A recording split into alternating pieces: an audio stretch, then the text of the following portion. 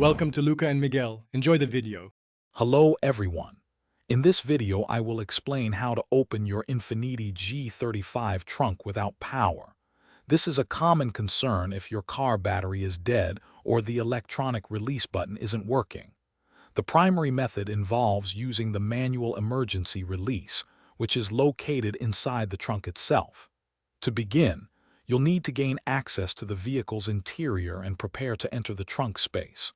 Don't worry, it's a straightforward process that can save you a lot of hassle. To get into the trunk, you'll first need to fold down your rear seats.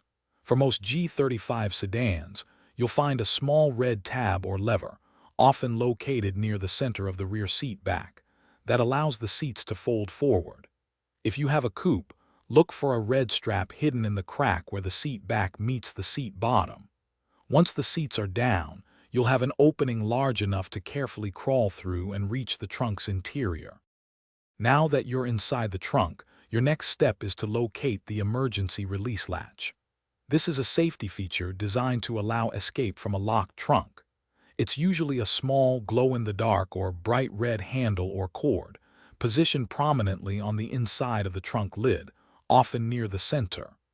Reach for it, give it a firm pull, and you should hear the trunk latch disengage, allowing you to lift the trunk lid open from the outside.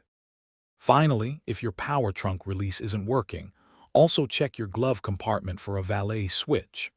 This small switch, when activated, disables the interior trunk release button and the exterior trunk lid button, preventing unauthorized access. Make sure it's in the off or unlocked position. Even if the interior button fails, your key fob might still be able to open the trunk, so always try that as an alternative method. Thanks for watching and please subscribe.